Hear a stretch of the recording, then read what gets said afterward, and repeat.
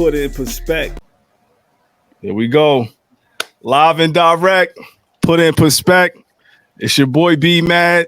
Got my brother Raymundo Telemundo. Hit your SAP button. You know, we got another special episode. Put in perspective. Got a great episode, man, with somebody that covers the NBA. There's a big sneakerhead aficionado, soul collector. This man from Philly, Temple alumni, our brother Anthony Gilbert. But we're gonna kick it off first. Ray, how you feeling, brother? How we gonna do this, man? Well, you know how we do this, bro. We gotta start off in Santo Domingo to Panama to Miami, but today's a little different because we stopping in West Philly. Hey, born and raised. Right. Yes, Come sir. on, man. Special intro for our boy here, Anthony. Can I say Antonio? Antonio. I was about to say que lo que. What's up? Oh, let's go. Dímelo. That's right. That's what's up. How's everything? I'm good, man. I appreciate y'all, man. You know, it's always good to build with brothers and, you know, share and learn, you know what I'm saying? And I just think it's important. I think people really need to understand, like, if you show love to somebody or you support somebody, it doesn't diminish anything you're doing. You know what I'm saying? Like, we're all in a better space when we can really appreciate one another. You know what I mean? Absolutely. Oh, man, 100% agreed, man. Yeah, man. So you start now, off. I was just going to say, little known fact. I lived in 3 out of the 5 boroughs in New York City. So NY is my unofficial home, and I'm from West Philadelphia. Can we ask those 3 boroughs? What are those 3 boroughs? Yes. So I'll go my best experience to my least best. Okay. I'd probably say it's hard between Brooklyn and Queens, but I'd probably say Queens, then Brooklyn. Oh, and okay. And then I'd say Staten Island was just not a good look. I think we can all agree on that one. Yeah. It's more country than Queens. I'm from Queens. Okay. All right. Yeah. I used to live out in St. Albans. Okay, that's Jamaica. For us, that's the other side. I'm from the northern side. That's the other side of Jamaica. Once you're on the other side of Jamaica Avenue, that's the other side. Yeah. But it's nice over there too. St. Albans is a nice residential area, but Queens is so diverse. But I'd imagine Philly's the same way. I was there for a couple of times, but it just seems like everything changed. I mean, growing up in New York, I don't think you got to experience the 80s in New York, but you got to experience the 80s in Philly. What was that like? It was a great time, man. It was a really good time. I was in Brooklyn a little bit in the 80s. My family is from Barbados on my dad's side, and they lived in Marcy. Marcy was Marcy. It was hectic. But when you're a kid, you don't know. I would just go up there, having fun with my cousins, you know what I'm saying? But I moved back to Bed-Stuy when I was fresh out of college. And I was like, whoa, hold on.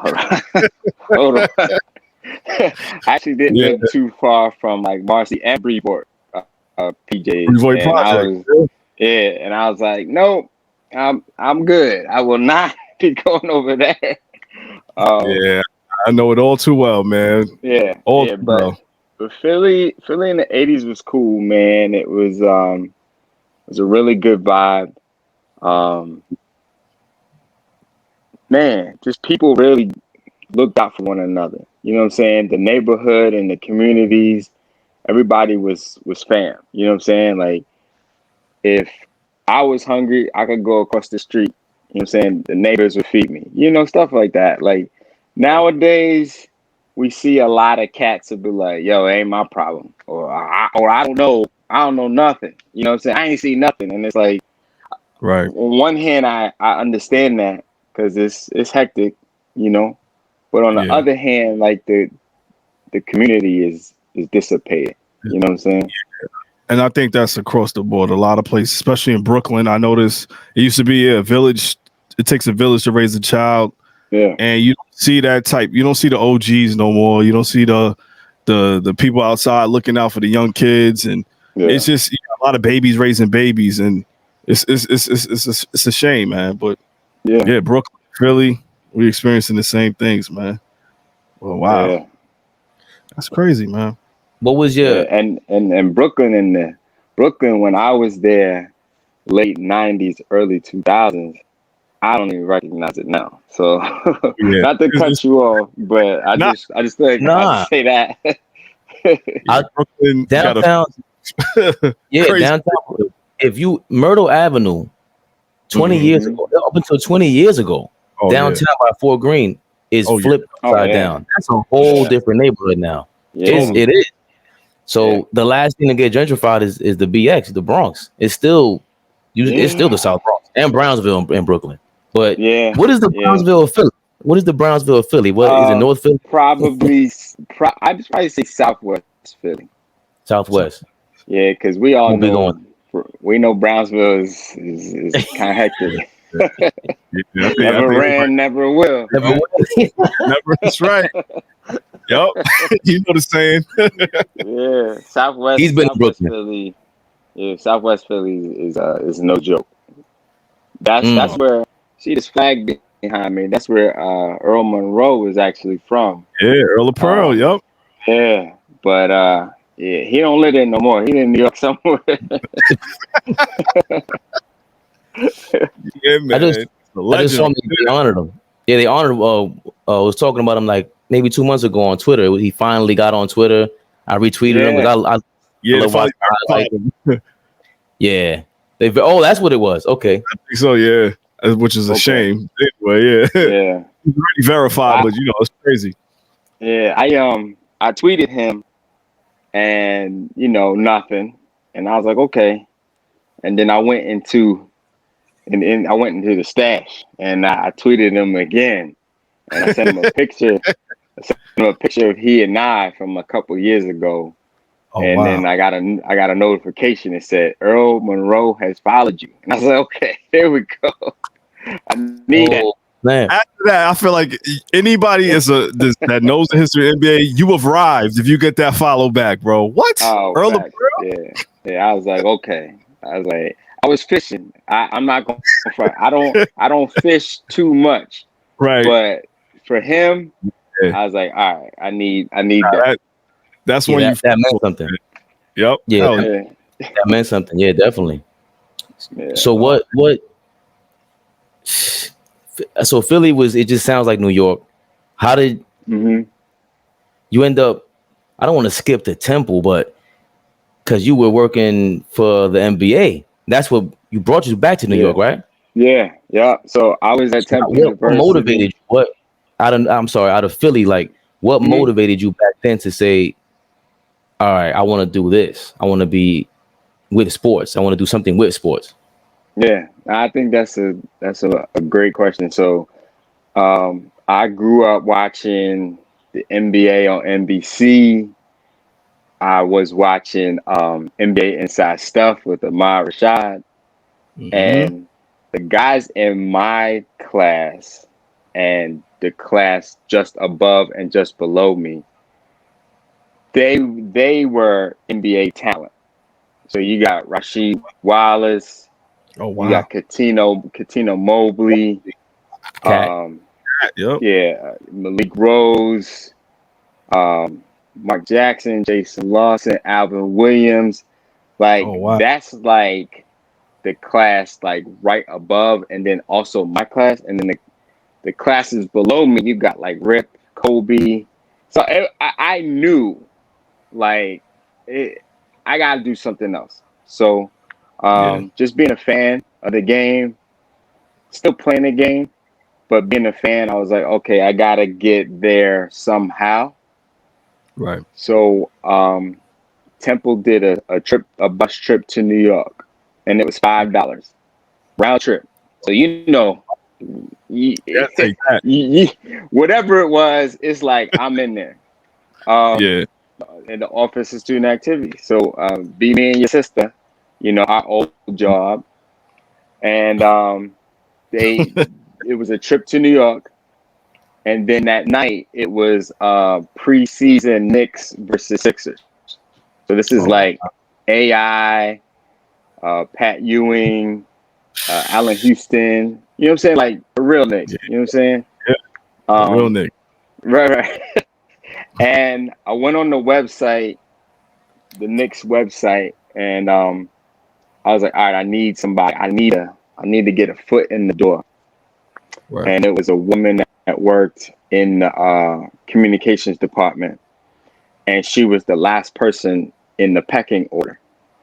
And I was like, you know what? I'll contact her. And that's still my strategy today. So when I gotta contact a team, I go to the low person and get what I need. You know what I'm saying? Like, hey, I'm in town. I need credentials. And they're like, oh, okay, who do you write for? So that's that my is secret. brilliant. That's smart, bro. That's a brilliant move, man. Yeah. Damn. Yeah. Wow. I mean, you got to get your foot in the door some way, man. That was a smart move too, man. So she hit me back. And I was like, yo, I'm a student. We're gonna be at the game. Like, if you got 2 minutes, I would just love to meet you, put the name with the face, and just see if we can network. And she was like, yeah, no doubt. So I was like, bet. Yeah, so I went to the school store. I bought a coffee mug, and I bought a T-shirt that said Temple University on it. And I gave it to her, and I said, every time you wear this shirt, every time you get your coffee, your tea, your hot chocolate, think about me. I'm a student. I'm coming. I'm hungry. And she was like, I got you. Like, you're hungry. I got you. So she planted the seed that was like, yo, you're in college. Your next step is to go pro. Wow. And I was like, all right, say less. So my senior, going into my senior year, I had just finished the internship at the Garden. So I worked with the Knicks, who were in the conference finals. They lost. Then I went across the hall to work for the Liberty. And then I went back to Philly. And soon as I touched down, I started campaigning to the NBA. Like, hey, I'm the guy. Wow. It's funny. I was cleaning out some stuff at my mother's house, and I found my Sega Genesis from college. Oh, man. I still have mine. There you go. And I found like 9 letters from the NBA, and they all say the same thing. Thank you for your interest. We'll keep you on file. Da da da da. And I was just looking at them like, yeah, that was me. Like, once a month, I'm like, hey y'all, I'm here. I'll be there. And they hired me before I graduated. I had a job offer from the league office. Persistence is key. Yeah, man. Persistence is key, man. You kept at it, and the rest is history, bro. You put your bid in, and you got your foot in the door. Like, to hear stories like this is crazy. It's inspirational to anybody. I think to us too. Like, just to pursue something. If you want to really get something in life, this is your goal. Like, you got to go at it, and to contact people the way you went about it. That's crazy. That's insane. I love it, man. It's brilliant, man. Man. Thank you, man. Wow. How did you? Wait a minute. I hear a lot of hustle in you. Yeah. You know how we do. Yeah. A lot of I feel the New York in you now. But you just totally leaped over a very important part where you were trying to holler at Kobe's sister in between this time. Oh yeah. I did some homework. All right. So my first year, I had played high school ball. And then I also ran track and field. So now I'm in college and the dream is over. You know what I'm saying? There's no more sports, I I did leave Temple for a quick second to go to a CUNY school in Staten Island. Yeah. And I played ball there, but I wasn't learning nothing. And I was like, this ain't it. But go back to that story with Kobe's sister. I started working with the women's volleyball team, just volunteering. I was trying to get back into the swing of things. And I was like, okay, this is a foot in the door for sports. It's not the sport that I was looking for, but it's a varsity sport. Right. And beautiful women on that team. Man, everybody's like 5'11", 6 foot. You know what I'm saying? Now, I don't want to get myself in trouble, but this is a long time ago. Yeah. So yeah, I'm intrigued. I'm like, yo, I think I could do this job, you know? And his sister Sharia was the star player. So I wasn't necessarily like shooting my shot, but I was trying to like, you know, befriend her and, you know, cozy up, like, hey, what's up? You know? Absolutely. You wanna get some pizza? And she's like, nah. She see you from a mile away, man. Yeah. And I was like, you know, I play ball, this and that. And she's like, really? She's like, you know, you probably couldn't beat my brother. And I was like, your brother? Like, go get your brother. And I'm just, you know, I might have said a few things I shouldn't have. And next game, he was there. And I was like, whoa. Hold on. First of all, I didn't know you was 6'2". And I don't know why you're so upset. I was just kidding. And he was like, nah, G, like we could do this. What? And from there, I was like, all right, let's be friends. You know, it's not even that kind of party. And from there, we were able to build a relationship because when their family was overseas and his father was playing ball, that's all they had. That's all they got. You know what I'm saying? Is each other. They had each other. So her being in college, they still traveled as a family. So her mother and father, her sister, if her sister didn't have a game, her little brother Kobe, her grandparents, everybody was there. They was deep.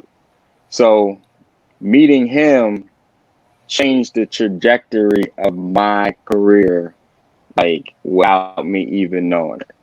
Because who knew? This is before Kobe was Kobe. You know what I'm saying? Yeah. So man, that's amazing. Super thankful. Amazing. Yes, thank you. Wow. God bless. God bless, man. Real, man. Real. Yeah. Man, I know, you know, on Twitter, I know you got the clip of you know, asking Kobe the questions at I forgot what game was it at the Garden when he was at the Garden against the Knicks? Yeah. Oh, man. He scored 61. Yeah.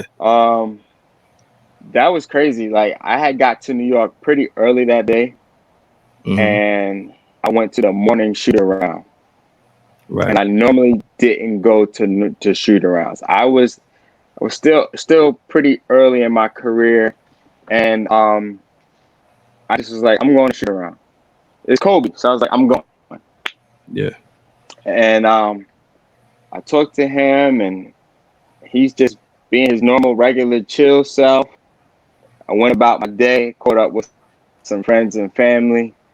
I get back to the Garden, and nothing. I'm like, okay. And Kobe used to actually play like a full 48 minutes and then work out and then chill out, and then he would be ready for the game. So Kobe never did like pre-game media. He wasn't available. He was off somewhere like in the auxiliary gym, like playing a 48-minute game. Wow. Yeah. Wow. pretty crazy. So like, I didn't even look for him. I get to the game and I'm just like, okay, whatever. And then the game started and like he was just going off. And I'm like, all right. And I remember like halftime, like this dude was in the stands behind me. He's like, Kobe getting 50. And I kind of sat there like, he might get 50 tonight. And he got 61. Yeah. So that game afterwards, I had asked him like, why is Madison Square Garden so special? Now, a lot of times with Kobe, I know the answers, but I just get him on the record. So I was glad I was able to say that because the answer he gave me was like, whoa. Yeah. Okay. Yeah. It was Kobe. Like it was a great answer he gave, man. It was Kobe. Yeah. So I mean, the way you talk about him is the same way everyone talks about him. Like, and I'm always transparent. I try to be transparent. Coming from out of high school and coming to the league, it was like, for us, it was the carbon copy of Jordan. So he kind of threw us off. But ironically, that All-Star game in Philadelphia, where they booed him, that was the first time I was like, yo, no disrespect to any basketball players. Even, you know, Kobe didn't act like he cared. He was the only one who looked like he cared. You know what I mean? And so he's like the god of will to me. You know, if there was like a Greek god, that's him. The way everyone describes him. So, I mean, is that safe to say, yo, yeah, it's true. There is nothing like him. Even Jordan didn't practice like that. Yeah. So Kobe, I just wrote about this the other day. I was saying like, I never knew anybody who loved the game so much. Like he was like obsessed with basketball. Like I would be like, yo, like let's run down South Street. Let's see what's going on down South Street. Maybe we get something to eat and see some young ladies or something. And he was like, nah. And I'm like, well, what do you mean, nah? Like you're in the NBA. Like, I'm trying to be seen with you, dog. Like, let's do this. That's real. Yes. Real. And he's like, bro. He's like, you can come get this work. We can go to the gym. And I'm like, all right. Man. Yo, he's a basketball savant. Like Kobe's brain and just his obsession for the game, the way he talked about the game, the way he carried himself, he was basketball, man. And there's very few athletes in each sport that have that intellect, that savvy, just the way he carries himself is phenomenal, man. Kobe was one of a kind, man. Wow. Yeah, unbelievable. Just to go back a little bit with Temple, John Chaney just passed away earlier this year, right? Yes, sir. For me, like the more I always talk to B, the more I feel like I'm a casual fan at shit. Like I don't know, I'm not that like even with rap, but the name John Chaney is legendary. What is the legacy behind him? Like, why is he a legend? So Coach Chaney used to tell us, he used to say, everybody calls themselves coach and people say, I'm a coach. And he would say, a coach is a teacher. So he would say, if the coach ain't teaching the game and you ain't learning nothing, he said, he ain't nobody's coach. So Coach Chaney was always putting stuff into perspective. And it wasn't about hate. It was really about love and like, hey, like calling things out and like trying to make sure things are correct. So Coach was definitely a teacher and he was a protector. So if you go online and you look up like Coach Chaney highlights, he's acting like a madman. Oh, but yeah. That's not the real him though. You've seen it. That's not the real him. He he used to do that to look out for his people. You know what I'm saying? So he would say colorful words. He would act like crazy, but behind closed doors, he was a teddy bear. And he would say, "Well, I'm old. They don't really care about what I have to say, or I act crazy so that y'all don't have to, stuff like that." So, Coach was a champion, man, at life. He was a heck of a basketball coach, but he was a far greater human being. You know what I'm saying? Yeah, it's crazy because people that my sister, yourself, all alumni. Even if you didn't play on the team, like just John Chaney's name, it was a very big part of just the whole culture of Temple and what he stood for. And you just broke it down. He played the protector role, man. He did things, look after people. And my sister, she used to talk about him. And I'm like, wow. And just me watching college basketball, especially around that time, and my sister going to Temple, started following him a little bit more. And then John Chaney, he's a very colorful, animated coach while out there on the sidelines. So yeah, man, rest in peace to him, man. So I know he's a big fan of you. Yeah, for sure, man. Yeah, and John Calipari, they certainly did wish he saw the teddy bear side of John. Yes. Yeah, man. Could have fooled me. Jesus, that was Christ. Crazy. That was a crazy time. Oh my God. That was before you got there, right? That was earlier. Yeah. So that was maybe that was definitely Eddie Jones, Aaron McKee. It might have been like 93 or 94 or something like that. Yeah. Penny was a rookie. Yeah. Yeah. So even like, all right, so yeah, I think Ray, he kind of touched on it with Kobe. It was another person that was like the flip side of Kobe at that time coming up. And we talking about Philly here. We got to talk about AI. Yeah. And just love that Philly had for AI, Allen Iverson, coming out of Georgetown. And like, what was the impact for you, for people in Philly in general? Like, what was Iverson for you, to you? So, I loved AI's heart. You know what I'm saying? Like him being maybe like 2 inches taller than me. Like they always try to say AI's under 6 foot, but he's not. He's over 6 foot. I've been around him plenty of times. AI's maybe like 6'1.5". He's a little taller than me. And I loved his heart and his hustle. I didn't like his defense. I've always loved players that played really good defense. Yeah. But he's a warrior, man. So I had to give him, some love for that. He used to be on campus. You would see the Bentley, you would see him posted up, and we would just, all the guys would try to like front and just walk by and not say nothing. But on the inside, you're excited. You know what I'm saying? That's AI. Yeah, I'm like, Dad, I'm walking to class and they go Allen Iverson, like chilling on campus. But when I did an internship with the Sixers, right before I graduated and right before obviously I went to the league office, and I remember I walked into practice one day, and I had like the morning newspapers and stuff like that because you want to see what's going on around the league and what people are saying about the team and whatnot. So I delivered them to the guy I reported to, and AI turns around and he's like, "Finally, we got some black people around here." Oh wow! Yo, that dude is real.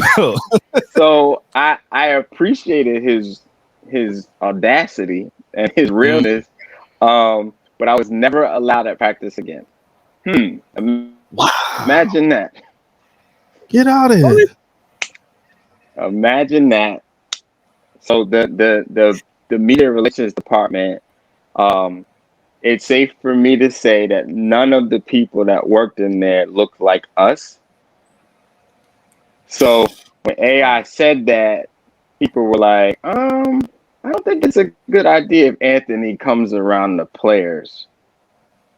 So Wow. Politics as usual. Damn. It's interesting. It's interesting because if you look at the landscape of the NBA, the WNBA, the NFL, whatever, it's us. Yeah. But we're not necessarily always represented in the media. We're not represented in the front office. So it's something. I don't know if I have the right word for it, but it's not a good look. Listen, I know me and Ray, we spoke about this off camera, and obviously you brought up a great point. There's a lot, dealing with what's going on right now at ESPN. I don't know if you want to give a take on it. Rachel Nichols, Maria Taylor. Yeah, I'll say this. It's unfortunate. There in the article, it says that people at ESPN, once they heard the interview, once they heard the phone call, they said it confirmed thoughts that they had, just on the inside. And those thoughts were that some of these allies and advocates for Black and brown people really don't feel the way they do. You know what I'm saying? Like the handshake isn't matching the smile. You know what I mean? So it's like, I read that and I was like, well, that's the story right there. You know what I mean? Like it was all good until it affected what Rachel felt she deserved. You know what I'm saying? So I don't know her. I have been in locker rooms with her. I was at the White House with the 2016 Cleveland Cavaliers. She was there. Like, I've been around her, but I don't know her. I thought it was disappointing that Brothers was actually jumping out the window for her. And I was just like, if anything, like, don't say a word. But if you are going to say something, like, I figured maybe you'd say something for Maria Taylor. But money changes things, man. And I understand that when that money is long, it makes people do interesting things. So I'll just leave it at that. Yeah, I could read between those lines. I get it. Definitely. Yeah, man. Wow. But I did. We jumped off of because you jumped on a topic that is more important with Iverson's audacity, his authenticity, and if you talk real quick about that's you at Temple. You go to Temple after meeting Kobe. That's so 96 through 2000. You're in college. This is the best draft class ever. Yeah. This is prime time for me, man. If Iverson's pulling up at Temple, Kobe's pulling up sometimes if you're there. Like I said, for the public wasn't really accepting Kobe. Iverson was almost an immediate sensation. Kobe didn't get that love until later. But still, how do you view that? Especially early on, the way Kobe talks about Iverson is amazing. How were you at conflict when they were rookies, first 4 years in the league? Yeah. So everybody, the whole city, everybody's like, Kobe's not from Philly. I don't mess with him. It's kind of like Long Island in Queens or Mount Vernon in the Bronx. You know what I'm saying? Like, so Cash was like, yo, he's not from Philly. But I knew him. I knew his family. So I was like, whatever. I was like, and he was born in Philly. So whatever. So most of the city was just like AI. So, I got caught up in that for sure. I was a young man. So I was like, well, y'all can have AI. I'm going over here. I'll be with the homie. Yeah. So I was pro Kobe. And Kobe, his cousin, John, there's a high school right behind Temple. And John played on the basketball team at that school. So Kobe would pull up to that school and then come around to Temple as well, and play pickup, So they was down there, you know what I'm saying? They was never there like together or anything like that. But Yeah, I chose sides, but Yeah. you know, I have nothing but love for AI, and I'm definitely super thankful for him sticking up for me and for cheering for everybody black. So yeah, it's just interesting how they both were down there, but in different capacities. That's what's up, man. Oh man. Yeah. Yeah. Um, man, where we go from here, man? Speaking Well, of at AI, that, go what's ahead. up? Now I was gonna say at that time he was starting to get into the league himself. Like he was working for the NBA office, even during Yeah. those years, and you got your foot in the door. Yeah. How did you do the whole thing again where you apply at the bottom of the list looking for the lowest person on the totem pole, contact them to get to the NBA office? So I just looked for the HR rep because I had volunteered at the NBA All-Star game in DC. So I made sure that I remembered those names. So then I made sure I got, in front of them. How you doing? My name's Anthony Gilbert. I'm Temple University. Da, da, da. That was a great All-Star game, by the way. That was like one of the best All-Star games in the last 20 years. What 97. was it? 2001, DC. Oh, Oh, one. Yeah, that was woo. Yeah, that was a good one. Yeah. AI and Marbury went off Marbury at and the won fourth that. quarter. Oh my Yeah, gosh. oh, that is my favorite All-Star game. I That's my love favorite that All-Star All-Star game. game. Rightfully so. Yeah. That was incredible. So I met them. I kept in touch. I networked. I started writing them letters, the whole nine. Um, so yeah, so I get there, and then once I get to the league office, um, my relationship with Kobe went to another level because now I'm in the NBA. You know what I'm Okay. saying? Like Yeah. now I'm here. Now I made it. Now I didn't make it like you made it, but I made it. You know what I'm saying? So I think he looked at that like, well, you're just as crazy as I am. You just as determined Mm. as I am. And that's how I am. I've always been like, well, why not? Well, why can't I do it? You know what I'm Right. saying? Like I don't work for the NBA. I don't work for Nike corporate. Like, why not? You know what I'm saying? Like I don't win everything, but I try to make sure I'm at least in the conversation, if at all possible. You know what I'm saying? So um yeah, it's been a blessing, man. And there's been failures. There's been epic wins and epic losses. Um, but hey, we still here. Yeah, man. That's life, man. Yeah, That's factual. oh Factual. man. And that got you with did you start working? That's the thing with B. I mentioned the night. I don't remember Nike Talk. I'm not a sneakerhead like that. Mm-hmm. But Nike Talk, can you touch on that real quick? Because Nike Yeah. Talk So in style, I that was used to. like late 90s Yeah. chat rooms. Yeah. Oh yeah, man. That was everything. So like to be able to have a community where I could talk about sneakers and basketball commercials and just stuff that I thought only like me and my friends talked about, but like this is the internet. You know what I'm saying? So Yeah. one day I was on InStyle Shoes, and InStyle Shoes had a thread on Nike Talk, but then they also had their own platform as well. And I Got was on it. InStyle Shoes, and somebody was like, "Yo, what do y'all think about like a magazine dedicated to sneakers?" And I perked up, like, "What? I think it's a fantastic idea." You know what I'm saying? Man. And I think I sent them like either an email or a DM. I don't even know if DMs were a thing back then, but Yeah. and I was like, "Yo, by the way, I write for Slam." You know what I'm saying?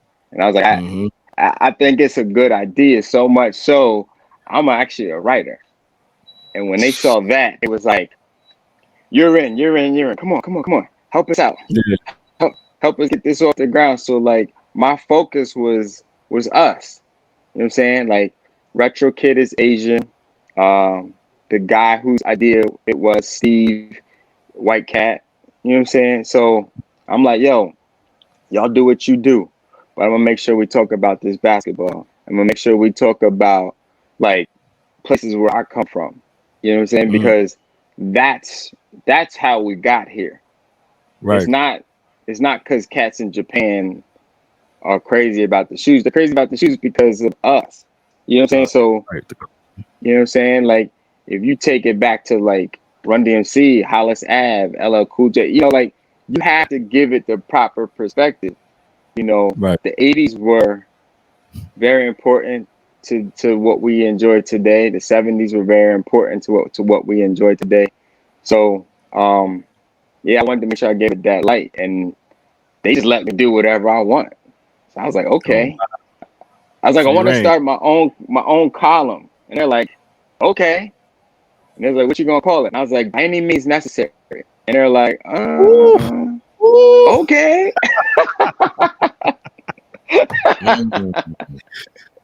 Love it. Hey, it was mine, right? It's my columns. Yeah.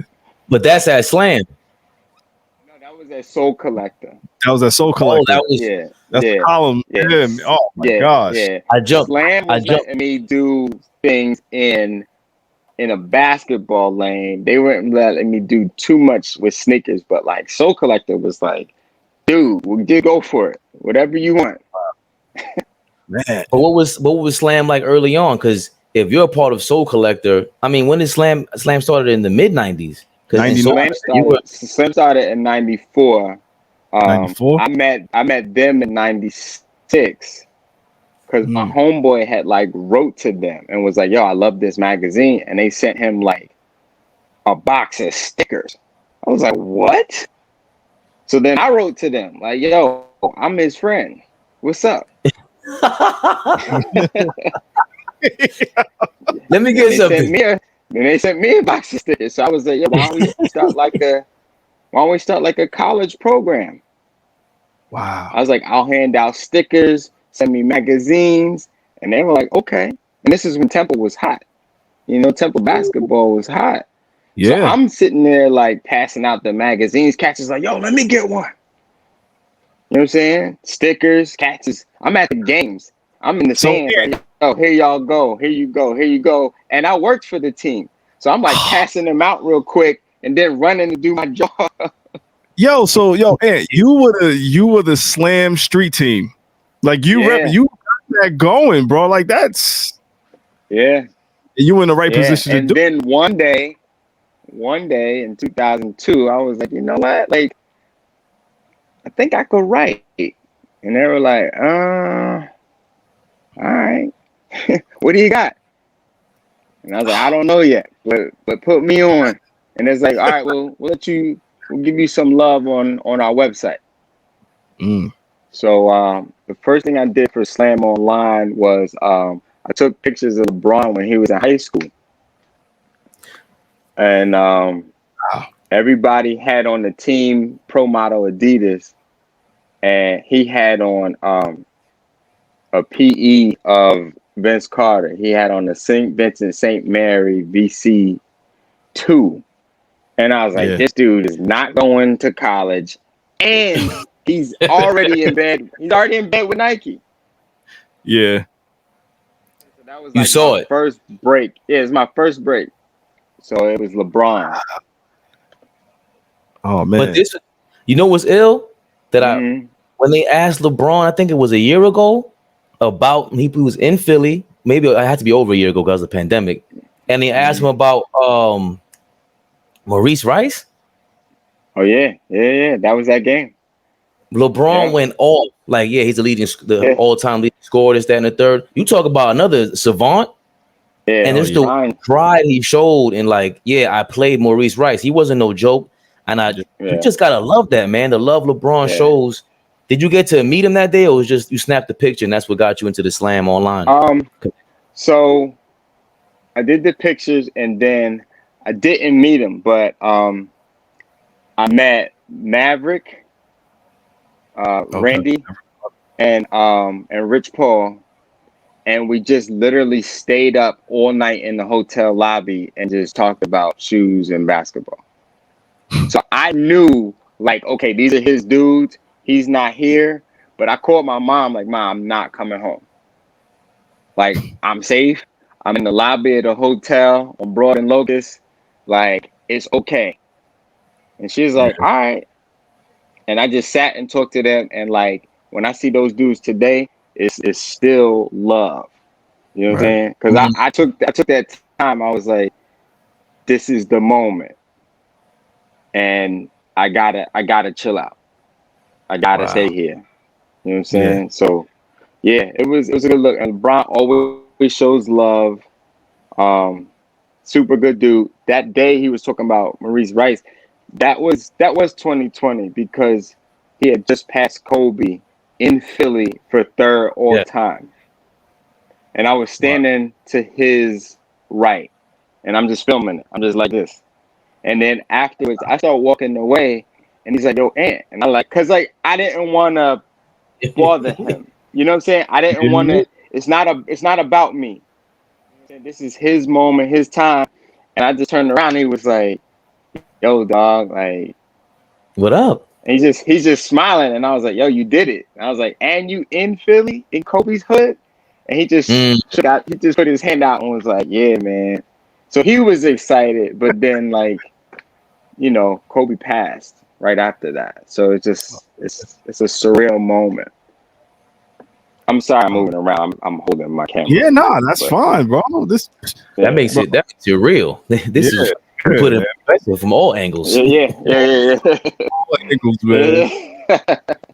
So speaking, but nah. What, Ray? Go ahead. Go ahead, B. Go ahead. You got a nice transition. I see it. Nah, yeah, because all right, you know, we talking LeBron. He surpassed Kobe. He got the numbers. He got the stats. Mm-hmm. The all-time talk everyone talks about every day. MJ, LeBron. Who you got, man? I'm going MJ. My man. You know, I respect both as men and as basketball players, but Jordan is the reason why a lot of these dudes, you know, play the game that they do. You know what I'm saying? You know, he was Kobe's North Star. He's LeBron's North Star. And these are like your favorite player. You know what I'm saying? Yeah. So it's like, you know, I had a conversation with somebody earlier and I was like, you know, if you look at New York City, I was like, they're going to claim Jordan. I was like, but they don't have to. I was like, because New York City got hoopers. Yeah. And he's like, yeah. He's like, but they still won't claim him, you know. But like, Jordan's the Brooklyn. I love Kareem Abdul-Jabbar. I love him and what he's given to this game, and I think it's like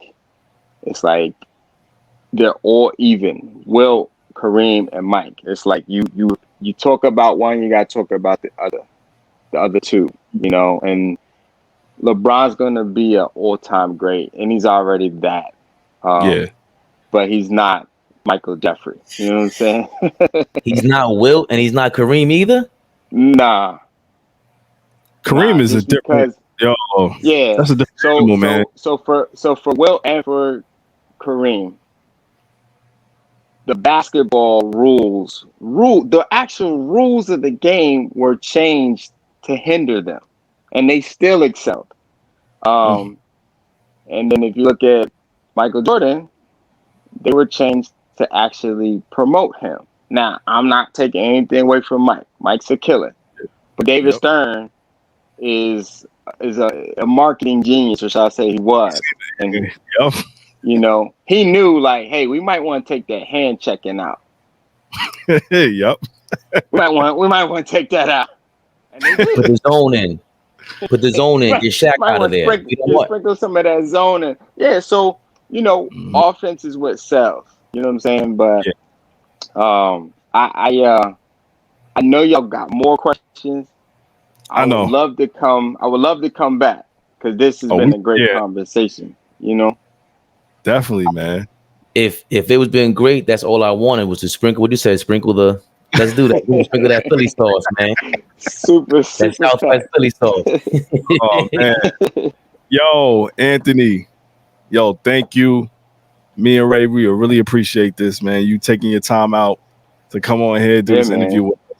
Hopefully, you know, we can do this again. This was outstanding, and just to pick your brain, and Ray got a lot of basketball conversation, a lot to talk about. I know you're probably a hip hop head too. You could probably throw some hip hop in there. Yeah. Oh man. So This so is when outstanding. I leave you at this. This is what we're gonna talk about in part 2.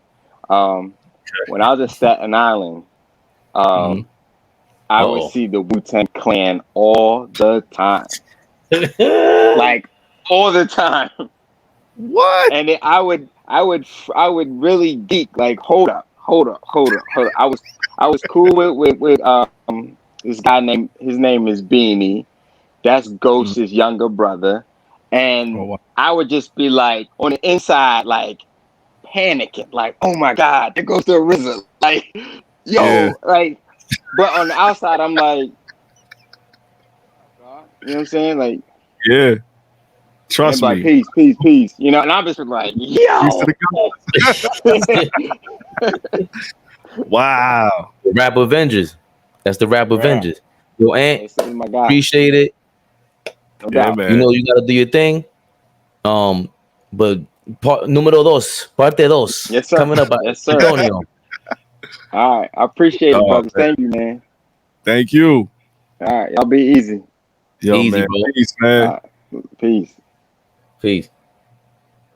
Oh man, that's a lot to that was a lot. It was everything was sprinkled about, man. It's a lot of information, a lot of knowledge, man. A lot of great stories and insight.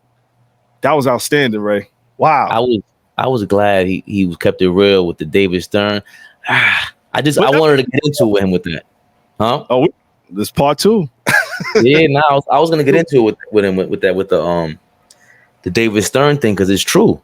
Yeah. I mean, listen, he was a marketing genius, man. David Stern changed the game. Michael Jordan came at the right time, and he's seen the dollars. He's seen the marketing dollars, and cha-ching. People game now. And people ignore that. But I mean, but all right, if you're a real NBA fan, you can't ignore that. Even with MJ's story, even in The Last Dance, they had to touch on that. They brought up that. Come on. Did they? Yeah, yes, they did. Yes. They said the rules were changed for his game to be easier. No, they didn't say that, but they spoke about how David Stern came at the right time. The marketing behind Michael Jordan. Yeah, he came at the right time with Gatorade, with Nike. Like, no one's seen Nike blowing up. And I mean, and at the same time, Jordan's game helped that too. But the rules would definitely change in his favor, man. So, well, come on, man. It works hand in hand, because you talk about, I guess, I don't know, the only person before him, you got to talk about Muhammad Ali, Michael Jackson, just the most popular figures having like a religious cult following. Yeah. And then being able to leverage that with the league, like unspoken. I'm not following out. You're going to change the rules because I need to be in the game, because you got to charge the fans XYZ. Right. But what I'm saying is, with the, like, right now, shout out to Tech Extremist, man. I think he just replied to me on Twitter. The Tech Extremist. He does a lot of like, he follows like the service, the cellular service for AT&T, T-Mobile. So I follow him to see what's going on with the 5G network. He goes off on, like, he's a big time Jordan fan. Like, yo, LeBron almost doesn't count. He's like, he ain't on Kobe's level. I'm just like, you can't take away from LeBron, man. No. Well, Ant has LeBron beneath 2 centers. I have a rule about that. There's no way, for me, Kareem is as good as Magic. Save that conversation when we get Ant back on. About the yeah. I mean, but he could. Oh, because you don't want him to watch my offense, and then he develops a defense for my offense. For my hey, if that's how you see it. But like Kareem, man, like Kareem's been dominant his whole basketball career, from high school, Harlem, college, the NBA. Like, he dominated with 2 names. Nobody could say that. Lou Alcindor. Nope, nobody. Legal names. This ain't this nickname, dog. Lou Alcindor, Kareem Abdul-Jabbar. Oh, bro. Like, that's like, you know what? That's like the Kobe 8 and 24. Like, which one you picking? You know what I'm saying? But Kareem, man, like, from high school, bro. Undefeated, right? 4 in a row in high school? Yeah. And then UCLA. Come on, man. He got 4 in UCLA, or was it 3? It was 4 because look back, but because then Bill Walton came in. One of them had 3. Bill Walton came after him, yeah. Man, look that up. 3. Man, that's still I'm champion. I wonder what happened. Did he leave the last year? I forgot, but I knew it was Bill Walton. I want to say has 4 and he has 3, and I was always mad. Like, Bill Walton couldn't have been that good. You know what I'm saying? But the way people talk about him, pre-injury, like before he got hurt, when he was with Portland and he was in college, Bill Walton was killing, bro. Like, I didn't. Why I wasn't. Obviously, I'm too young for that. But just going back and hearing people talk about him, the injury really did his career no justice, man. That's who this guy reminds me of. Who? The Joker. That's who I was trying to, because the Joker's defense isn't as good as when I see and how they rate Bill Walton. Remind you of his game. Yeah. Just to pass and shoot like that as a big man. Yeah. I mean, obviously, we're too old. Great passing big man. I mean, he's too old. I thought he was a newfound like Vlade Divac. I was about Vlade or Sabonis.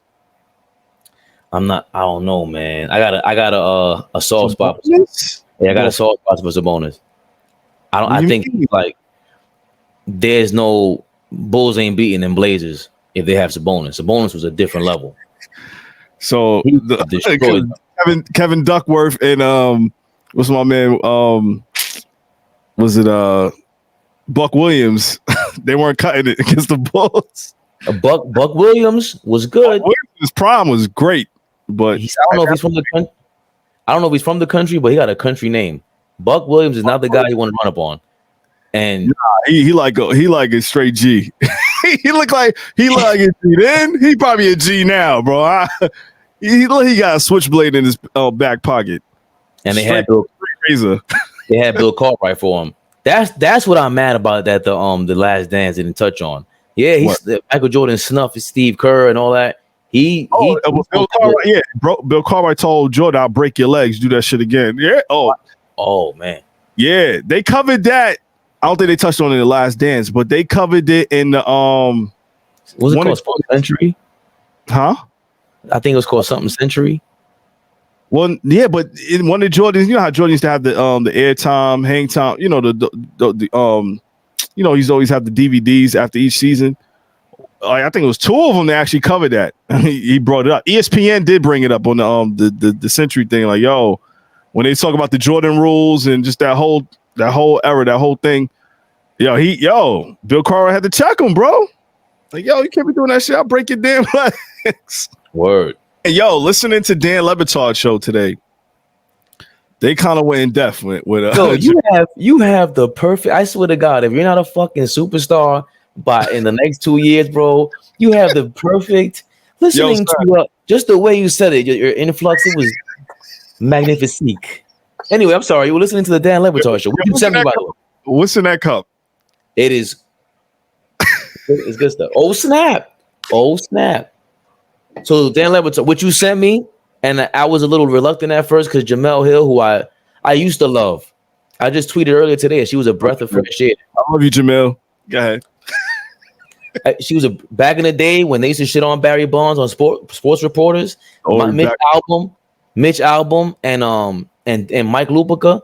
I can't believe it was Mike Lupica. Listen, I love Mike Lupica because he wrote for the Daily News, covered the Yankees. He hated A-Rod. The way he talked about the steroids ever, Barry Bonds, A-Rod, all them dudes, I hate it. He used to trash them cats, bro. He's like the way it bothered me the way he used to come at them, bro. I was like, yo, all right, you going a little too far, bro. But that's okay. But he sounds like every other like paid media dude. That's what made me piss me off because he gets political. After a while, he became political. Right now he's very political right now. I want to say like the last 20 years. The last 20 years in the Daily News. But he was on McGuire and Sosa's jock the whole time.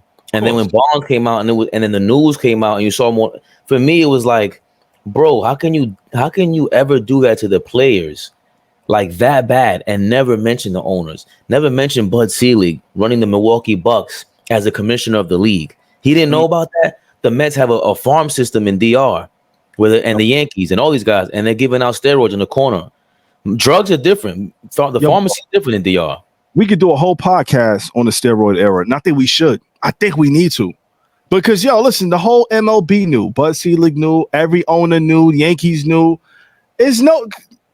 Bro, they can front all they want, man. We got to do that. We could definitely do our homework and we can get to the nitty gritty on the steroid era because I think it's bullshit, especially at this point.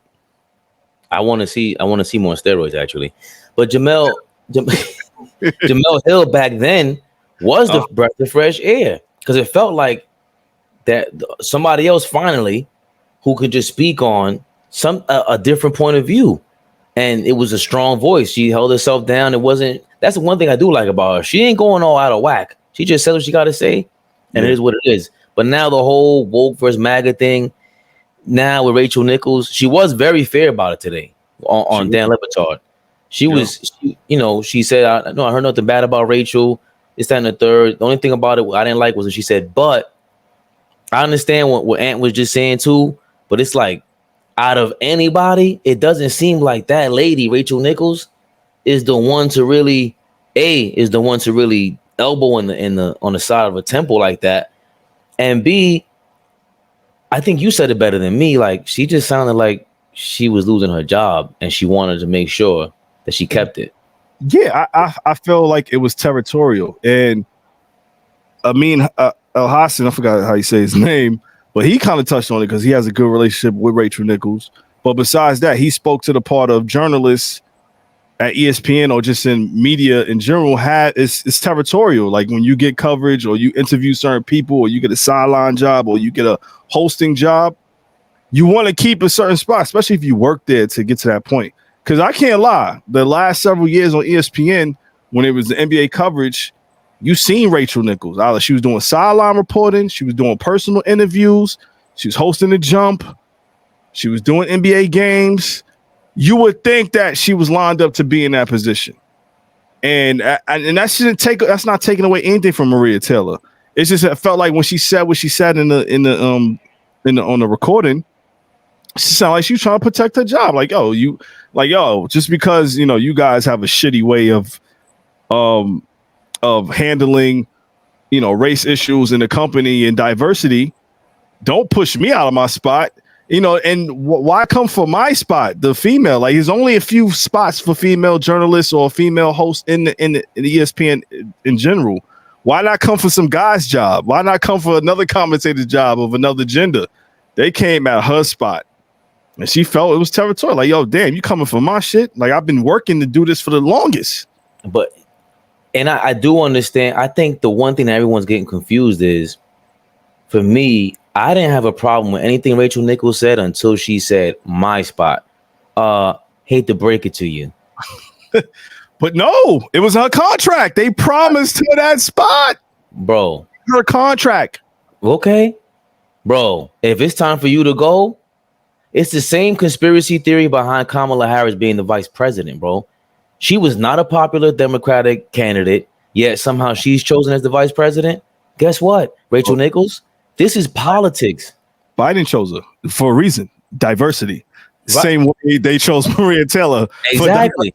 Exactly. It's affirmative action. That is what it is. It was happening during the pandemic. I think part of also why people look back like they looked at her different was LeBron's advisor, whatever, associate. PR advisor. The way that came off. Said that. His public relations advisor. Yeah. The way he came, is it Mendenhall?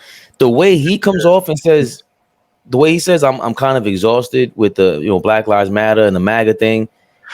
Now it comes off like, where are you going with that? Because it can sound a certain way. But at the time, a lot of us were exhausted with just the time. It was like, yo, when is this gonna stop? The pandemic, Trump. We got we just have the best leader of all time. leading us during one of the worst times in recent history. I hear you. But if you're a PR person for LeBron James, you better fall in line and shut the fuck up. You better be Black Lives Matter, Kente Cloth. You better. I don't care. I don't care. You at home. Shit like this can't happen, dog. I don't care if you lying. You better play that game, bro.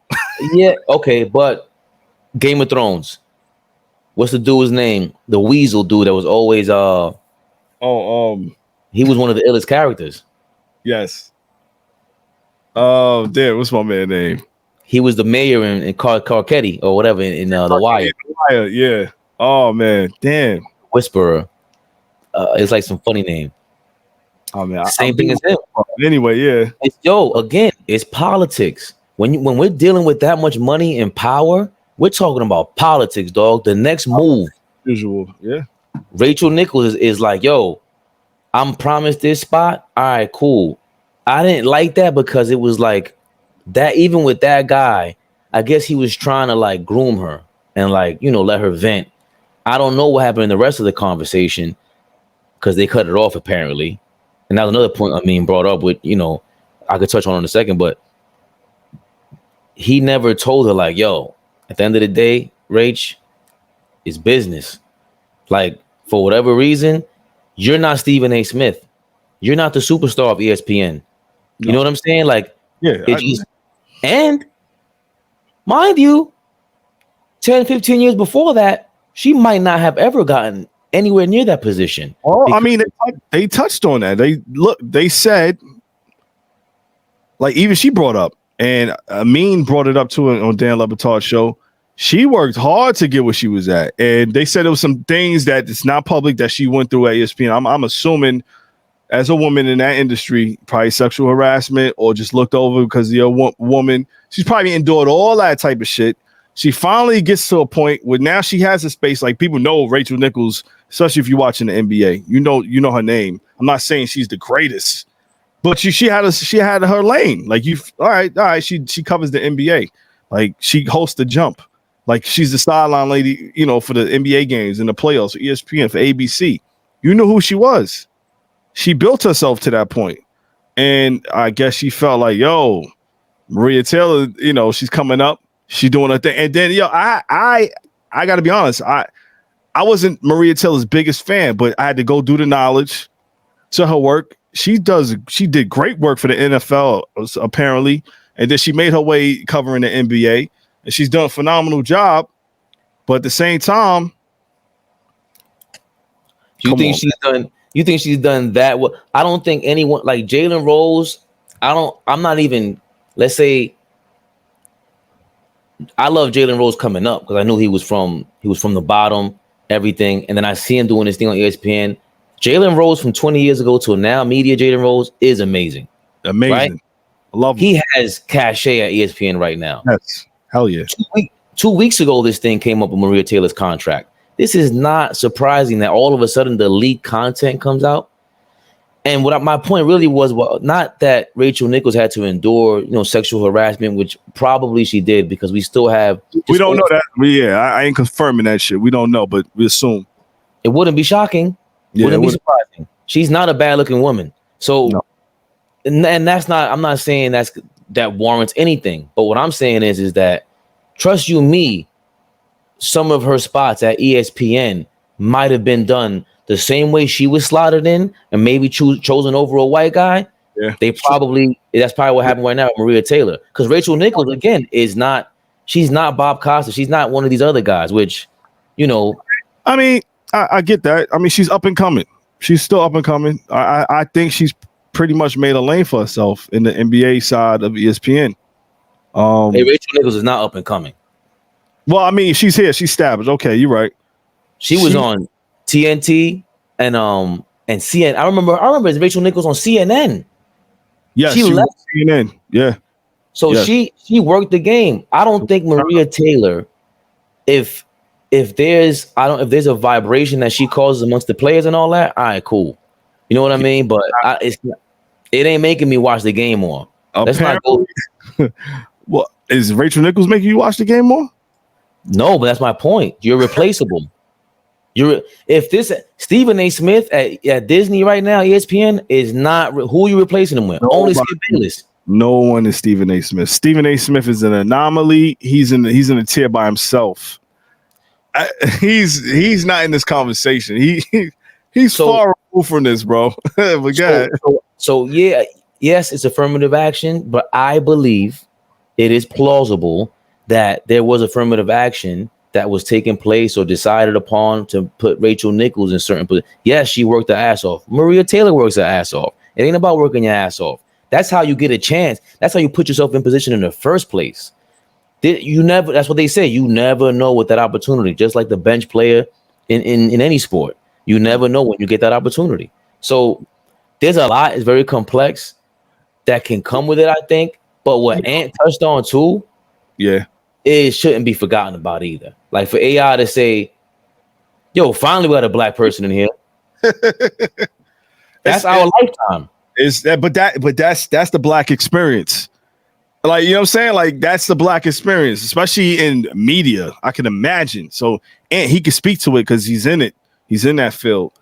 And just like in general, coming in the corporate world, like, oh, we finally, like when another black person sees another black person at a certain job, they're like, oh shit, it's another one of me. Like, it's another one of us in here. Like, oh shit. You feel relieved. That feeling for a black person to go into a job force or go corporate, wherever you at, and it's predominantly white, and then you finally see someone that looks like you or minority, like, oh shit, like, oh man, wow, someone else is up in here. That's a sigh of relief. You know what I mean? It's like finally you feel like you've arrived. Like finally we getting some acknowledgement. We're getting our foot in the door, and that's where I'm at with it. I mean, listen, just to end it for me, if she's a racist, and people are going to put that like that's racist to you or anyone else, that's what I tweeted earlier. I'll deal with that racism all day. Same thing with Phil Jackson. Oh, that's racism. I welcome all that kind of racism. Bring that on. You're gonna let us play. You're gonna be. You know what I'm saying, like Rachel Nichols. You're gonna not be racist in front of my face, and you're not gonna fight me in front of my face. You're not gonna you're gonna be respectful to everyone. I haven't heard not one bad thing about you ever. So one thing that intrigued me is two things I want to before we go. Donald Sterling. Yes. Oh wow! I thought the same thing. Oh shit! He was recorded saying some wild. He said some wild shit though. We're on the same page, bro. We're on the same. He kind of pinpointed on about the privacy. Like no one's talking about that. Like no one's talking about how this was recorded without her, unbeknownst to Rachel Nichols or whoever was in that room. It was just recorded out of like the privacy laws and just. I just thought about Donald Sterling when that. I'm sorry. What about that dude? What? I'm sorry. Amin, he explained that beautifully, bro. Really? He said Rachel Nichols is a good friend. He's gonna defend her, whatever.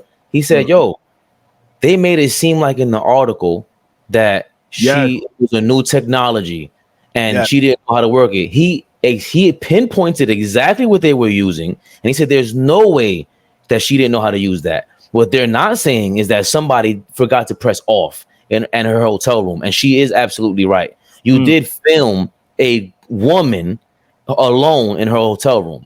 That is scary. No one's talking about that, though. They're not, because it is the same thing with Donald Sterling. Now that the cat's out the bag, even though this cat is not the same cat, what Donald Sterling said was he was violated, by the way, right? Yeah. Ultimate violation. Okay, but the problem is the players have way more say so now than ever. Social media, no, we don't want to play. It was the playoffs. Nah, we're not gonna play today's game, guys. Nope. Now it's David Stern would have had I don't know what David Stern would have done. But our boy, what's his name? Adam Silver. Adam Silver. Gotta bow down. Got to bow down to LeBron, Chris Paul, and them boys. Adam Silver, he's reading the room. He know the players run this shit, and he knows the climate that we in. He's been playing ball, and he's rocking the kente cloth, shoes. No. Nah, I'm just saying. Maybe, maybe, but I don't get that from Adam Silver. But you know, if you want to call it that, but it's the same thing going back to the NFL. And why is everybody kowtowing? Why is ESPN doing that? Because they just announced that Rachel Nichols can't be on the sidelines for the playoffs. Seen that. Well, if the players are not comfortable and they say, "Nah, we don't want her there," the players don't want her on the sideline. Like, what can they really do? Have any players really spoken out about it? Did you know? I think that he had made some type of comment, but it was vague. Who was that? Kevin Durant. Like, he had tweeted about something doing me. Something people correlated with that. I don't know. It seemed vague to me. But I can't front. Going back to just what Jamel Hill was saying about the whole Rachel Nichols, I'm kind of on the page of where she's at because I don't know what to feel about this. Because she said, I don't know. Like, I'm not. She don't want to pick sides, and she's like, I don't know if it's racist. She's like, I don't know. Like, and I feel the same way because I'm like, I don't know Rachel Nichols. I don't know her. You don't know if what is racist. Like what she said. Like, I don't know how to feel. No, not what she said. I don't know how to feel about this. You know what I'm saying? Because it didn't come off with people assuming it came off as to me. I think these are the things about life that can be so open interpreted that people will take a side. What is the side to take, bro? That girl, that lady, she lost her job because of an opportunity for the company deems, I can't even say as an opportunity, but a must change in the face of Kaepernick, George Floyd, all of these events that took place. And that's what Rachel Nichols is saying. Like, bro, I get it. I've been a victim of it, but not on my watch kind of thing. And it's like people, interpreted that as, race and racism unless it affects, unless you're uncomfortable. And it's like, that's not what she's saying. I have a hard time believing that. Well, a lot of people are saying that, but I guess, again, my thing is that's politics, bro. When you make that much money, when it's that much money and that much power on the line, these things take place. And that's why I love when Steven Jackson came out and defended her. And what does everybody call him a coon, call him Uncle Tom? And it's like, they got at Kendrick Perkins and Richard Jefferson too. I was like, and you know what's crazy? What? Richard Jefferson did not sound like he was defending her like that. No, he did. He sounded like she's gonna take her spanking. Don't worry about it. To me, and I mean that with all due respect. To me, that's how it came off. Kendrick Perkins is more on some. I got love for you. I sense what you're saying. I sense that as well. Like, I felt like what Richard Jefferson was saying. Like, she messed up. She fucked up, and she's gonna take her lumps, rightfully so, and we're gonna move on from this. You know what I'm saying? I mean, has there ever been a time that, not for nothing, that black people had this much power at one predominantly white medium? And you talk about one of the major medium companies. This is, and yes, it's like affirmative action style power, but boy, oh boy, you talk about, because like I said, it was not an accident that this thing leaked all of a sudden, because they had this for a year. Over last summer. Maria Taylor's contract was reported to end 2 weeks ago. Then I heard Jalen Rose say something about it slick. Then all of a sudden it came out. Yeah. Remember, Maria Taylor was sent this. A bunch of people were sent this tape. It's not out of the realm for Maria Taylor. Again, it's politics. That's the illest checkmate. You're going to pay me. They offered her a contract and she rejected it. Yeah. She wants Stephen A. Smith money, they're saying. And that's the shit. I mean, she could probably be doing the high ball, low ball shit. But listen, no one deserves Stephen A. money. If you're not named Stephen A., you're not getting Stephen A. money at ESPN. Stephen A. Smith over there is getting Stephen A. money, bro. No, Stephen A. works 22 hours a day for ESPN, son. They get that nigga 2 hours off. All right, you took your nap? Get your ass up. Let's go. Like, yo, even when the NBA isn't on, he's doing something. They make him do the NFL. He's doing fucking mixed martial arts. Like, he's doing the MMA. He's doing everything, bro. Is he still doing that? ESPN Radio, ESPN New York. Is he still doing mixed martial arts? Because they roasted him. Yeah, Joe Rogan got mad. Yeah, I don't know. He did do after stuff. He did do some fights after that. He boxing. And I thought Joe Rogan was wilding. I think he is Howard Cosell. He should be calling fights. Howard Cosell did not know sports like that. I don't know where anybody gets that from. That is what you are getting hyped off this guy. Stephen A. Smith will be so ill if they just let him rock. He's the ultimate mouthpiece, bro. I'm sorry. Like, yo, I don't know people hate it. Oh, he's annoying. He talks a lot. Nah, bro. That dude is fucking box office. I love Stephen A. I don't give a fuck. I don't agree with everything he says. That's my man, bro. That is my man. And I don't agree with, like I don't agree with everything he says at times, but I love him. I love him, bro. Queens dude. He's been holding it down for the eon. I remember he first started at ESPN. Yeah. Like, just to see him now is incredible, bro. You gotta get that man his props, man. Cut that shit. But he was a star from the jump at ESPN. Like us, we wanted to see that. And not to say that I agree with like 70. It's just like, dude, just like Skip Bayless. They got the it fact. They know how to press the buttons, whether it's preconceived, whether it's premeditated or not. They know how to push these buttons. They know how to activate you. Like, I can't believe he just said that. And I don't watch them. Hey, baby. Yeah. Yeah. Skip Bayless. I thought he was going to leave Fox this past winter, but Skip Bayless and Stephen A. Smith. Yeah, Skip Bayless. They could not get rid. They could not sign Skip Bayless. Fox Sports 1. He's carrying it over there to me because but him and Shannon Sharp.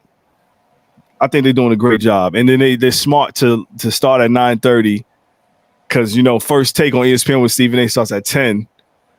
So it's like, yo, you start watching that one, and you have to decide like at 10 o'clock, yo, do I switch off? Like, what do I talk about? It's all politics, bro. I love it though. It's brilliant.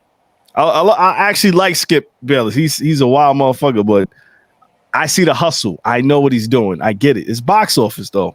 It's entertainment. It's only entertainment. That's all. Yeah, I don't. What do you feel about? I don't know, because for me, for a long time, he would say things that were true about LeBron, but then it gets too out of whack, and he watches the trends on Twitter. He's purposely trolling.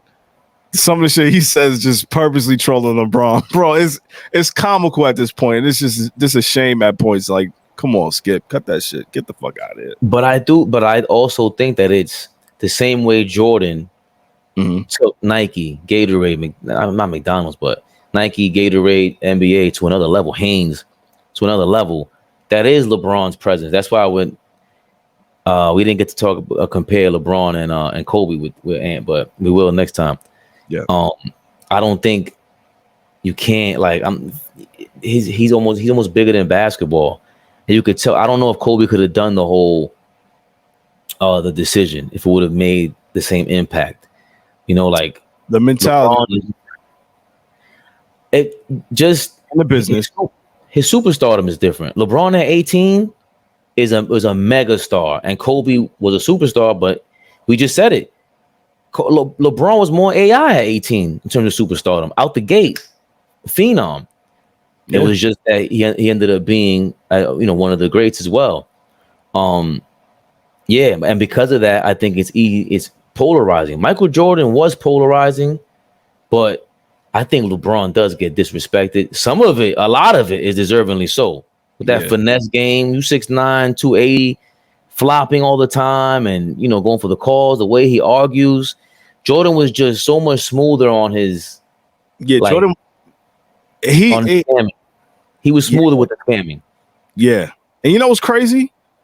Jordan. I grew up in that era. I can't speak for anybody else.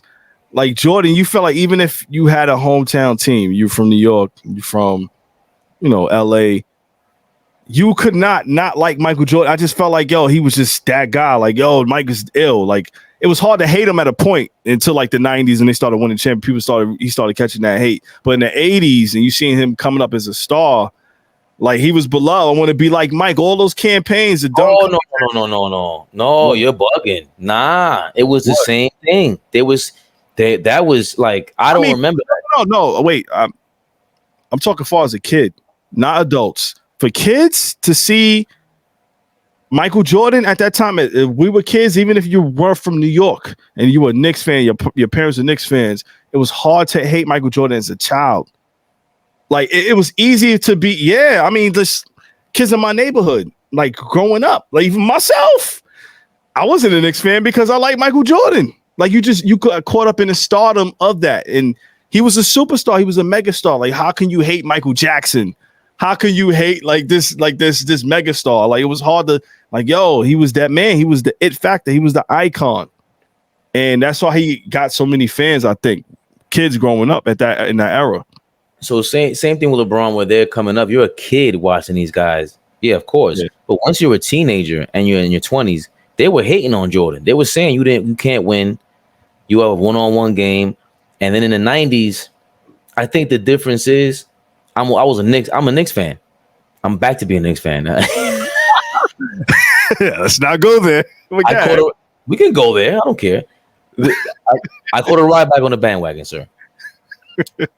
But watching Jordan, we never disrespected him, though.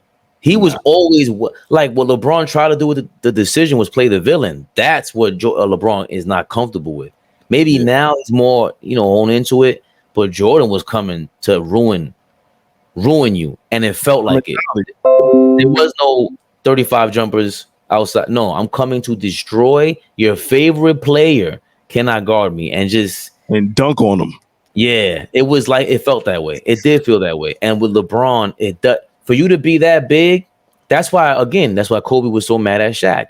Bro, if I was your size, no one would talk about Jordan anymore. I know that's what Kobe thought. Just learning his mentality. So I think that's why that's the knock on LeBron. Like, you kind of earned some of this hate, bro. You are sick. You are way too big. Absolutely. To be Vladdy flopping out there, man. Yeah. Well, Mike was different. Just that dunking on centers, dunking on Patrick Ewing, like just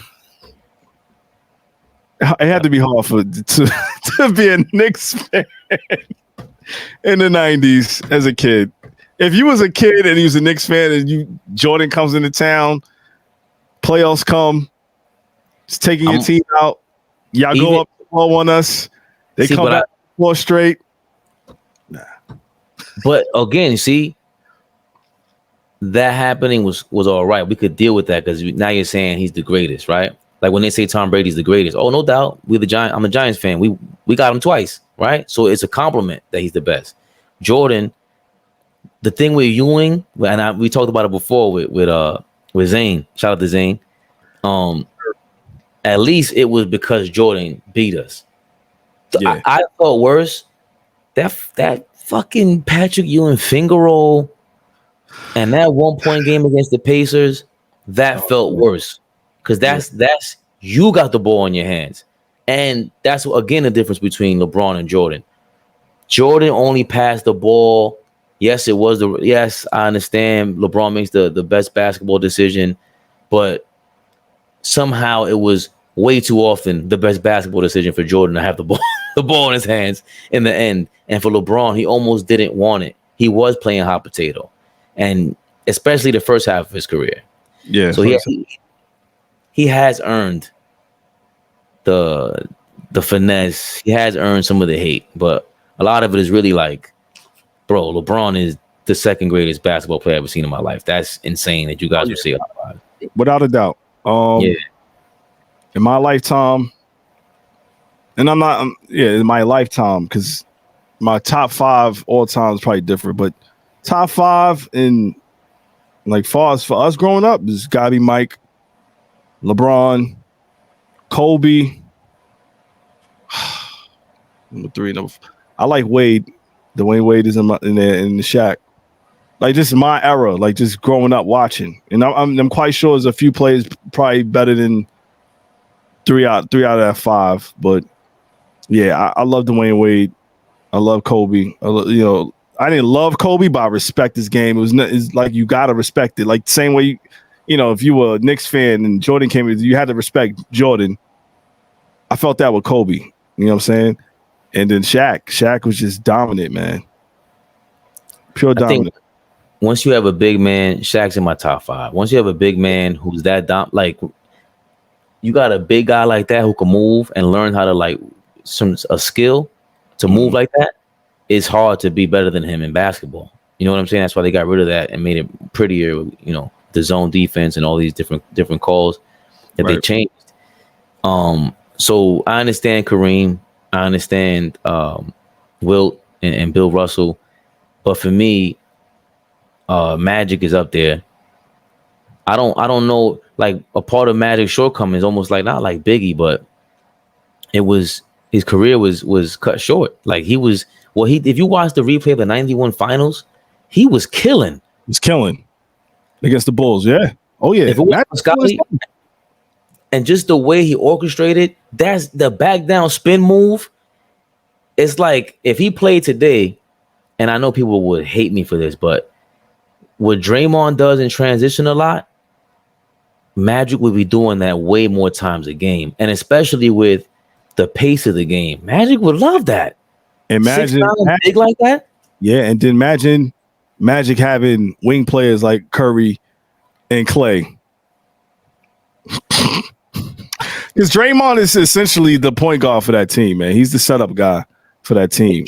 In transition. There's been a few times he even brings the ball up. Yeah. Like it'll be games when he has no points. He'll have like 10 assists, 10 rebounds. You know what I'm saying? He just does the dirty work and he's just a setup guy to me. Yeah. So him, and then going back to the whole once a big man is that skilled, the Shaqs of the world wasn't even that skilled, right? But they put the zone in for Shaq. Yeah, they put the zone in because Jordan just left. Shaq makes the finals, and they're like, we can't ever see a finals rating like this again. This is horrible. This is gonna be our best player, our biggest star. No, thank you. But he's to effectively, and Ann touched on it, to effectively change the rules. They changed the rules for you to get you out of the game. I got Shaq third all time. And no argument there. I got Hakeem. I don't know. Hakeem, I always bring Hakeem up, but Hakeem, nobody. Yo. Man. Damn, I gotta rethink this shit. But I love Hakeem Olajuwon, but people got a fact that the first half of his career, he was a nut job. He got kicked out of a finals game in the 80s. In the 80s. How do you get kicked out of a finals game? You got to do some foul shit. Hakeem Olajuwon was a wild Muslim. Hakeem Olajuwon without the H. Why you? Yeah, I remember Hakeem. Yeah, I remember. Why you had to say he's a wild because Muslim? He got on his what they call it? What they call it when he gets on his dean? His dean. He got on his dean in the 90s. Started fasting, cooling out. Charles Oakley was throwing a punch when him and I think it was and Barkley were fighting. He caught a punch. The peaceful Hakeem was at Zen and was masterful. Skill wise, the best footwork for a big man. I don't care who, what generation, what era, who had better footwork as a big man. Nobody. Oh, okay. The best footwork. Who had better footwork? Anybody, any position. Yeah. Maybe Mike, maybe Kobe. Mike, Kobe, and Hakeem, like their footwork, their post games, Hall of Fame shit. Like dudes can do the whole game just on their post game. Like I've seen Kobe play with his left hand, just playing post up moves with his left hand. But they travel sometimes. Like I didn't see Hakeem travel like that. Jordan traveled. Yeah. That move. I've never seen that shit. That footwork. I never seen that shit. That post game. Here we go. The 23 with a halo on it. That's right. So when people see Kenny Smith talk about the Rockets like that, he's right. Them seasons from 92 to 94 when the Rockets play the Bulls. I'm a nerd like that. I watched. Yeah, the Bulls never won. They won maybe one or two games, but it was just the way they played. There was like, whoa, what were the Bulls gonna do with that in the final? And I hear Kenny say that shit all the time. Totally different animal in the playoffs. Totally different animal in the finals. I don't give a fuck what he says and what Hakeem. He had ate up the Chicago sentence. I get that. Michael Jordan. I'm putting my money on Michael Jordan in the finals over anybody. Hakeem, whoever, that whole team. I just don't see them losing to the Rockets in the finals. With Michael Jordan on the inside, bro. The 93-94 team, I can see it going 6-7 games. I can see that up in the air. That, yeah. The following year, losing Horace Grant, and if Jordan's still there, see, they lost. They lost to Orlando when Jordan came back. Yeah, I get it. That's a totally different team. Yeah, if you have Horace Grant still there, because the years that Michael Jordan wasn't there, and you still had Horace Grant, if Michael Jordan is still there and they end up playing the Rockets, then it might go 6 or 7. But I'm still putting my money on Mike. He's the X factor. My only thing is the OG of players jumping into NBA players jumping into the stands. The OG still wild out to this day. One of the craziest Twitter follows. Mad Vernon Maxwell was not scared. He looked like he still talks shit about Jordan. Still, he respects Jordan. No, he respects him, but he's still, the angst is still there. If you watch this. That was the most respectful I've ever seen him. And before that, every other interview was mad disrespect. But that counts for something. And then to have 3 point guards like that. Cassell was a rookie in 93, 94. The first chip or I think the second chip. I think it was the first one. He was a rookie. Yeah, Sam Cassell. I want to say it was against Orlando. It was okay, maybe. I don't know. I could remember. I might be wrong. I could have swore I seen him playing against the Knicks, but I know it was Mario Ellie. It was Robert Horry. Drexler, Vernon Maxwell. No, Drexler was the second chip. Yeah, the second chip. Vernon Maxwell wasn't there for the second chip. I don't know if he wasn't there, but he was definitely there for the first one. Yeah, he was there for the first one. The second one, he was gone. Because he had like 7 threes against Orlando, or I remember that shit. Oh my god. That was in Mario Ellie? That hit those threes. I thought it was Mario Ellie that did that to Orlando. Because Vernon Maxwell wasn't there for the second chip. Oh, 93, 94. Oh, Cassell was there 93, 94. Yeah, I could have sworn I could remember him playing against the Knicks. Wow, I don't remember him against the Knicks. Yeah, I do. He didn't play time, but he definitely played.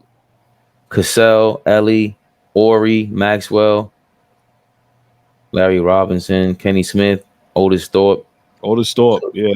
So that even at 3, and I didn't think much about Kenny Smith while I was watching it. Then I had to do the knowledge, and he was on Sacramento. And he was good. He was good in Sacramento. Yeah, Sacramento. Yeah, he was good. Yeah, he was a decent player in North Carolina. Like I watched the old games with, he was there with Mike and Sam Perkins. He was good. Like he was a good player. Robert Horry was on North Carolina? Who? Robert Horry? No, Kenny Smith. Oh, yeah. Yeah. Kenny Smith was Sam Perkins, James Worthy, Michael Jordan. Sam Perkins. Sam Cassell, 94, 95. I like Sam Perkins. He probably would have killed in this era.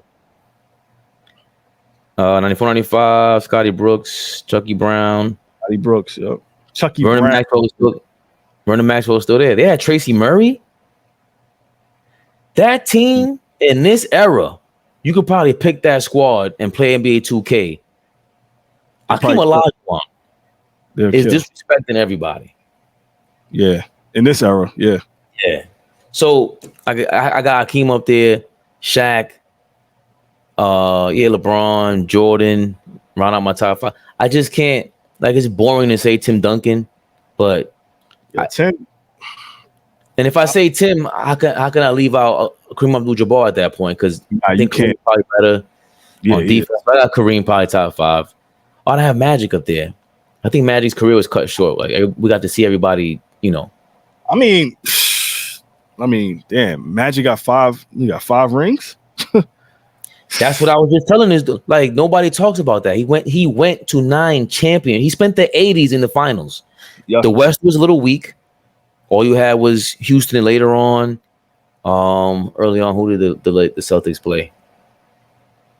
Portland died down. Portland, yeah. Supersonics died down. That's when Dennis Johnson was in Supersonics. Mm-hmm. Can't remember anybody now. Not the Clippers, not Golden State. Wasn't too many crazy teams. I mean, Denver had a decent squad. Denver was good. No defense. Yeah. No defense. Golden State for a little period. Run TMC. That was a night. Yeah. What's the center? The center Robert Parrish was on Golden State and they traded him, but that was the late 70s. I want to say. Yeah. The East was tougher though. Milwaukee. Yeah, Milwaukee was a problem in the 80s. Yeah. That's like the most underrated 80s team. Yeah. Who that was Jack Sigma. Jack Sigma. Was it Kiki Vanderway was on there too? Kiki Vanderway was on Denver. He was on Denver, right? And maybe the Knicks too. Yeah, he was on the Bucks. But my godson came over. We were playing 2K like a year and a half ago, and he picks like, you ain't beating me with the Bulls or whoever. I said, I'm picking the Bucks, and he laughs. I said, all time teams. So you could pick any like Giannis and Kareem on the same team. I said, oh, I'm spanking you, and I'm like trying to figure out the control. And the other, Vin Baker, young Vin Baker. Damn it, I'm forgetting his name. Robinson. Who? Glenn Robinson, Big Dog. I hated Big Dog. He didn't last long. No. And my man Ryan, shout out to Ryan. He's Hammer Time on Twitter. Yeah, he used to hate Glenn Robinson. And when Carmelo came out, he's like, yo, he reminds me of Glenn Robinson. And I never like thought that. And I'm like, as the years went on, I'm like, he is like Glenn Robinson. Same game, post up. Similar game. But I'll take Carmelo over Big Dog. He got more pizzazz, as my man would say, pizzazz. Styling and profiling. I'm forgetting it. Sidney Moncrief. The Bucks is dope. Sidney Moncrief was an ill defender. There's a bunch of Marcus Johnson. Yeah. The Bucks were underrated. They were dope. They were dope, bro. I'm looking at 2K is just an underrated team. The Bucks. They had a Sam. I don't know if they have Sam Cassell on the all-time team, but it's ill. That's the only reason. That was the 90s. That was a decent team with Sam Cassell at the point. You had Ray Allen, you had Vin Baker. They were good. They had a good team. The bizarro Irvin Johnson.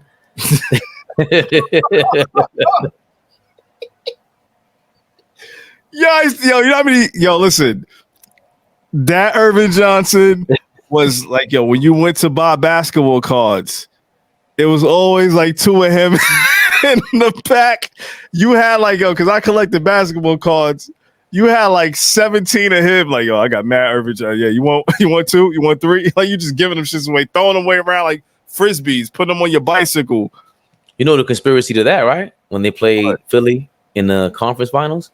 What's that? Tell the story. That they wanted AI in the finals when they got the elbow from Scott Williams, I think in the lane. He elbowed somebody and he called a suspension. And Iverson ended up shooting 30 free throws in a fourth quarter. It was ridiculous. Same year, if I'm not mistaken, that Sacramento got Tim Donaghy. I want to say no, that was when that happened with the Lakers in Sacramento. That was it 2000 or was it 2001? That's what happened, that rivalry. Every year it was Sacramento and LA. They played each other 2 years in a row. I think it was the second year. And I remember because me and Mel, we went in 40 deuce when the ESPN zone was open. And we were watching, what game was it? Game 5. It was a pivotal game 5 because I think Sacramento was up in the series. And that's when the whole in the middle of the lane, Kobe elbowed, it was Kobe or somebody elbowed the shit out of Mike Bibby. right in front of dude, the referee, and he just watching, and they showed the replay. He's like this. Yo, everybody in the ESPN zone was like, yo, what the fuck was that? Yo, mama. They showed the replay, him just watching with the whistle in his mouth. Like, the fix was in. Years later, we found out the story. That was because if Sacramento wins that game, they're up 3-1. Was it 3? No, they would have went up 3-2. Going back to Sacramento. It was crazy, bro. Yeah, it wasn't a clinching game, right? I think it was a game. It wasn't a clinching game. Mm-mm. But it also showed, like, you know, going back to Kobe's killer mentality, like, you gotta be a savage to deal with certain stuff, bro. Like, because imagine you playing a game and you elbow somebody like they didn't call it, you might feel bad. Like a nice person might feel bad about getting away with an elbow. Kobe's like, oh, word, let's finish them. He's a killer. That's what they mean by that, you know. But they almost didn't deserve to win because they were finesse. Even though that team in this era will be crazy. I just hate Chris Webber shooting so many jumpers. That was disgusting to watch. But I mean, he was one of the better big men with a shot. But yeah, I get what you're saying. Like Chris Webber had a good game. I actually like C Webb, man. But C Webb was LeBron before that man child. You know, that timeout kind of ruined him. Michigan. Yeah, but speaking of Vlade Divac again, he was a great passer. That, I mean, young Turkoglu, Stojakovic at his peak, and once they got Bibby, that team would destroy this era. That team would run. I don't even know because they had pretty good defense. That team wins a chip in this era. They were finesse and they played deep. They played decent defense. They were finesse. They could shoot threes. They could play inside out. Yeah. Stojakovic shooting 10, 15 threes, even though he was kind of soft. How do you become that soft? Turkoglu. Imagine if they would have been like, yo, let's just let Turkoglu run the point real quick. They didn't have the foresight. No. You know what I mean? It was a different time, different style. Yeah. In this day and age, I can see in a chip. Yeah. Well, isn't he Turkish Jordan? That's Turkish Jordan. That's what they called him. My brother was hyped over him. I was like, what? Yeah. I wasn't trying to hear no shit like that. He at halftime, man. But I was rooting for them to beat the Lakers, man. I was so mad that bullshit call. And that dude they had to fix it, man. I mean, I was still hating on Kobe. It was up until me too. I hated the shit out of Kobe. Yeah. There was this one kid in high school who was like the biggest Kobe Bryant fan. He wears jersey every damn day during the playoffs. Like, it was just, I'm like, oh man, I hated this kid, man. And I used to be me and this other cat. We used to always fuck with him about Ray Allen. Like, oh, Ray Allen's better than nigga Kobe. Like, I knew he wasn't. The other kid used to wear a Ray Allen jersey all the time as well. He was straight diehard Ray Allen fan. But me, I jumped in the fun because it's just hating on Kobe. But I used to know the shit out of that kid. For a time, man, Ray Allen was. Allen was nice, bro. I want, even they know him for the kids for the Boston Celtics and the Miami Heat days. But Ray Allen was giving Kobe work. Yeah. That game in Seattle. Triple-double. Yeah, and then he dropped 50 on Kobe? I think so. I know Allen Houston did, but yeah, Ray Allen had something happened. Yeah, they had some words. They definitely almost fought. I know that. That was a big thing. And the next game after that, Kobe was like, I was such a Kobe hater. I would just overlook. I was trying to root for T-Mac at the time, but again, like I was saying, my man. So to my man's house, and we were after the All-Star game. That stretch when he had 40 points, 8 straight games. My favorite Kobe play ever is that around the back 360 dunk against Denver. That shit is the most one. That's top 3 favorite plays in NBA history. Is that for me because it was so graceful. It was such a classic. He called like a football pass in a Robert Horry caught through the inbound. It was that's such a dope play. But yeah, that's when I started respecting Kobe more, and I had to end the T-Mac noise because T-Mac disappointed the shit out of me one day. That game against Orlando when him and T-Mac were going at it, and T-Mac he put a move on Kobe, had Kobe fall. He hits the shot or whatever. Kobe next play comes down court, dunks him. Yeah, crossed him, dunk. The dunks and smacked the backboard. I was watching that game like, oh. Yeah. Oh. Yeah. I was like, damn, this dude is... In my head, I'm like, yo, this motherfucker's nice. But I'm like, he ain't my... I guess that was the thing. And that was you know me, I was a diehard Jordan fan. I'm like, here this motherfucker go. I'm like, he took that I want to be like Mike shit to heart. He's living that shit. He's living the Gatorade commercial. So, did you want to talk about Phil Jackson real quick, or just end it there? Nah, I gotta go. That's too much.